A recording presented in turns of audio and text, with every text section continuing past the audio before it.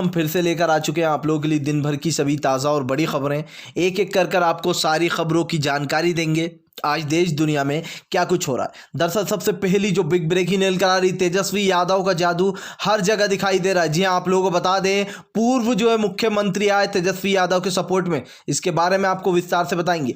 वहीं पर दूसरी बिग ब्रेकिंग में हम आपको बताएंगे, जी हाँ, दरअसल आप लोग बता दें, जीतनराम मांझी लेंगे नीतीश से अपना बदला। जी हाँ, मुख्यमंत्री की कुर्सी से हटाया था, यानी कि नीतीश कुमार नहीं बन रहे हैं बिहार के अगले सीएम। इसके बारे में भी आपको विस्तार से बताएंगे। वहीं पर तीसरी बिग ब्रेकिंग में हम आपको बताएंगे, मनोज झा ने बोला सीएम पर अपना हमला। जी हां, नीतीश पर अपना हमला, कहा 40 सीटों से सीएम बनने का ख्वाब देख रहे हैं नीतीश। इसके बारे में भी आपको विस्तार से बताएंगे। वहीं पर अगली बिग ब्रेकिंग में हम आपको बताएंगे, जी हां, दरअसल आप लोग बता दें, बड़ा गेम प्लान तेजस्वी का, तेजस्वी के आगे ढेर हो गई मोदी सरकार। दरअसल आप लोगों को बताएं दोस्तों, एमआई और वीआईपी और हम पार्टी जो है वो अब आने वाली है आरजेडी के साथ, क्योंकि एक तरफ गीताराम मांझी का बदला है नीतीश से, वो ले सकते हैं, और दूसरी तरफ जो है आप लोगों को बता दें, वीआईपी की बिल्कुल भी नहीं बन रही है बीजेपी से। इसके बारे में भी आपको विस्तार से बताएंगे। वहीं पर अगली बिग ब्रेकिंग में हम आपको बताएंगे, जी दरअसल आप लोग बता दें, 20 सीटें खींचने के लिए चिराग पासवान को खड़ा करा था बीजेपी ने नीतीश के अगेंस्ट। जी अब बड़ा खुलासा हुआ है जिसमें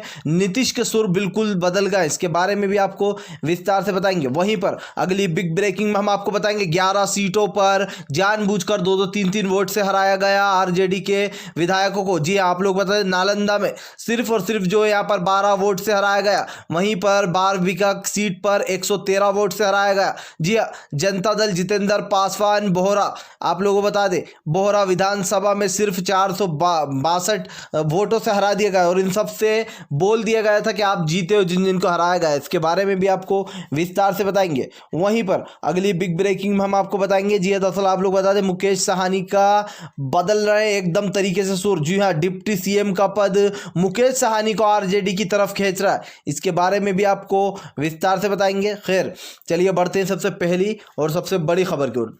दोस्तों, भले ही तेजस्वी यादव हार गया हूँ, ठीक है, इन पिन पौने तीन कर बिहार में बीजेपी और एनडीए ने मिलकर अपनी सत्ता बना ली है, लेकिन ये वो भी जानती है कि ये सरकार बहुत ही ज़्यादा कमज़ोर है, क्योंकि मात्र थोड़ी सी सीटों से आगे है।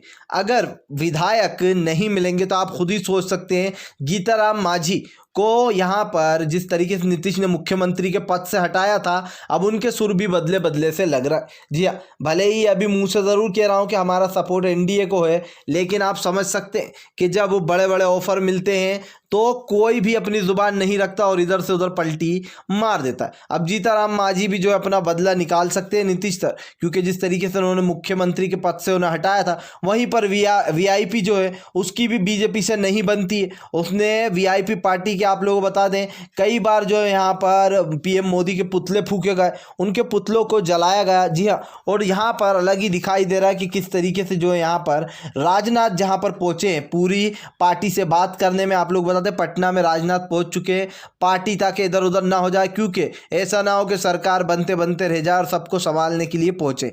लेकिन जैसे कि मैंने आपसे कहा कि जो आरजेडी गेम खेल रही है वो सबसे पुख्ता और सबसे पक्का गेम है। खैर चलिए हम बढ़ते हैं एक और अगली बिग ब्रेकिंग की तरफ।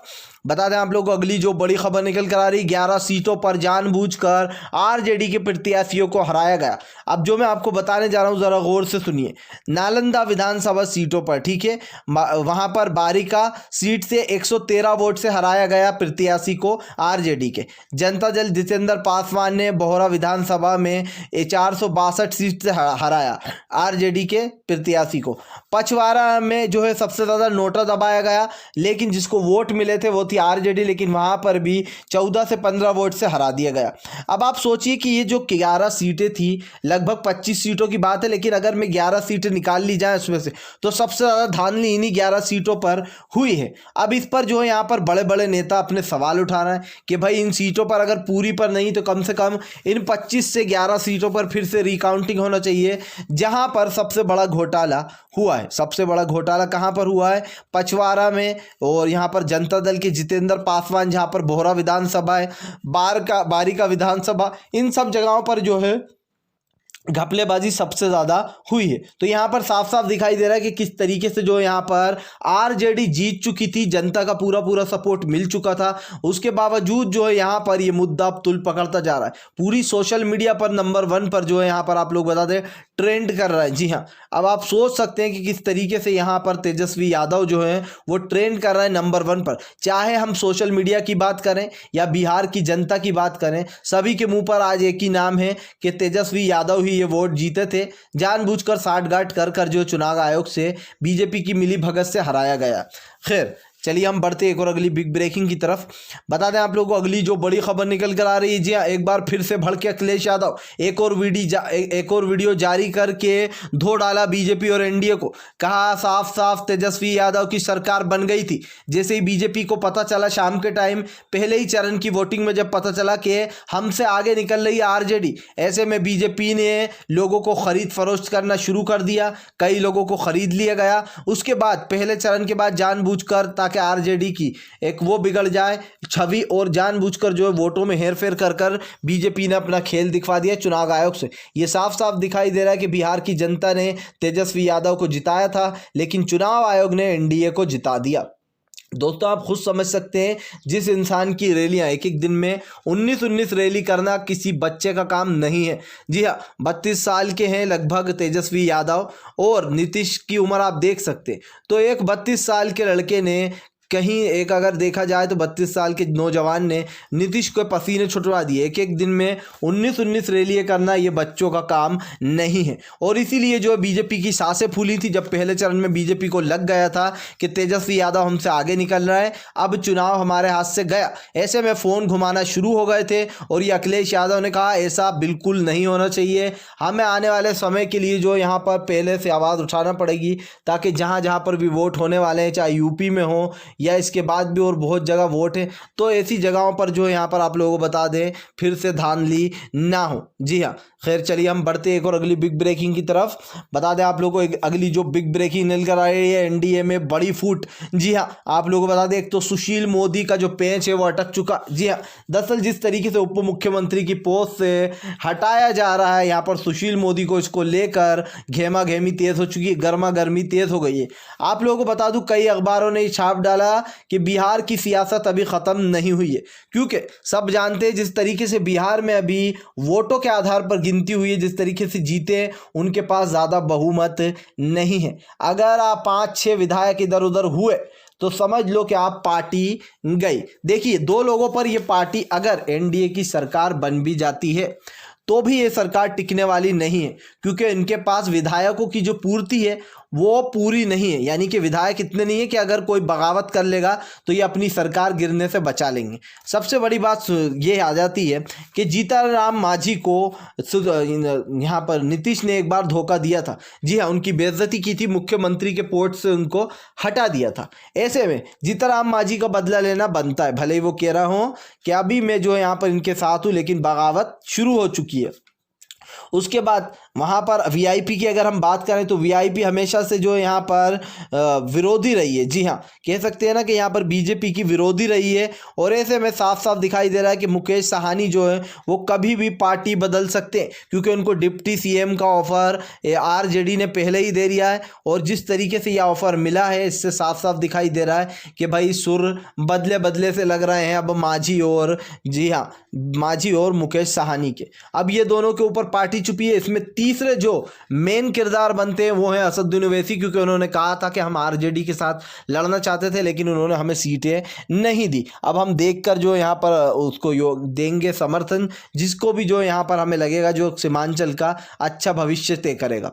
तो अब सबसे बड़ी बात यही आ जाती है कि तीनों मिलकर ही बीजेपी का पूरा गेम बिगाड़ देंगे। देखिए अगर बीजेपी में डर नहीं होता तो आज रक्षा मंत्री राजनाथ पार्टी के पास नहीं पहुंचते, पूरे पटना में पहुंच गए जी रक्षा मंत्री राजनाथ, और वो बीजेपी और एनडीए को जोड़ के रखना चाहते। यानी कि बीजेपी का डर साफ साफ दिखाई दे रहा है कि उनको यह डर है कि अगर हमारे जीतनराम मांझी और यहाँ पर जिस तरीके से वीआईपी यानी कि मुकेश साहनी इधर उधर हो गए तो फिर खेल बिगड़ जाएगा, क्योंकि 4 और 4 8 वोट इधर हो गए, 5 असदुद्दीन ओवैसी की सीटें हो गई 13। जादुई आंकड़ा पार होने के बाद कहीं से एनडीए की सरकार नहीं बन रही है। खैर चलिए हम बढ़ते एक और अगली बिग ब्रेकिंग की तरफ। बता दें आप लोगों को अगली जो बड़ी खबर निकल कर आ रही है, जी हाँ, एक बार फिर से मनोज झा ने बोला नीतीश पर अपना बड़ा हमला। कहा 40 सीटों से सीएम बनने चले हैं नीतीश कुमार। दरअसल आप लोग बता दें मनोज झा ने सबसे पहले मनोज झा ने ये इल्ज़ाम लगाया था कि किस तरीके से गड़बड़ी की गई है चुनाव आयोग ने, और अब मनोज झा ने बड़ा हमला बोलते हुए कहा नीतीश को सिर्फ 40 सीटें दिए, यानी कि बिहार की जनता ने नीतीश को नकार दिया। बीजेपी को 70 सीटें मिली, नीतीश को 40 के लगभग 40 से 45।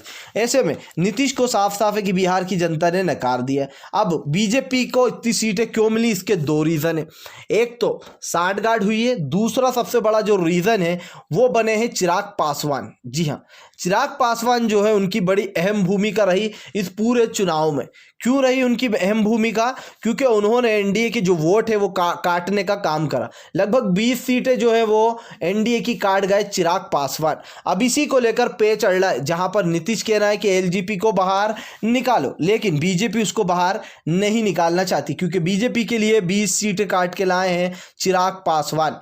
तो अब आप खुद सोच सकते कि बीजेपी हर तरफ से जो रुसवाई होने वाली है। एक तरफ तो रक्षा मंत्री राजनाथ बीजेपी से मिलने, पूरे पार्टियों से मिलने जाते हैं पटना में, दूसरी तरफ जीताराम मांझी, मुकेश साहनी के सुर बदले बदले से लग रहा है, तीसरा इस पार्टी में सब गेंद बैंड हो रखा है, एंड बैंड, क्योंकि सबको पता है कि पार्टी ज़्यादा दिन तक नहीं चलने वाला ये सीएम पद का खेल। अब डिप्टी सीएम पर भी मामला उलझा हुआ, तो चारों तरफ से जो है यहाँ पर बीजेपी घिर चुकी है, एनडीए घिर चुकी है 40 सीटों पर। एक तो एनडीए ये भी नहीं बोलने पा रही है कि हम ही सीएम बनेंगे, हम ही जो है यहाँ पर मंत्रालय को संभालेंगे। ऐसे में भाई यहाँ पर मंत्रालय की मलाई भी बीजेपी खाना चाहती है। अब आप खुद सोचिए कि चारों तरफ से कहाँ से ये पार्टी बनती हुई नजर आ रही, कहाँ से आपको लगता है कि एनडीए और बीजेपी मिलकर जो है यहाँ पर सरकार बना लेगी। अगर मुश्किल से बन भी जाती है तो 1 से 1.5 महीने में ये सरकार गिरना निश्चित है।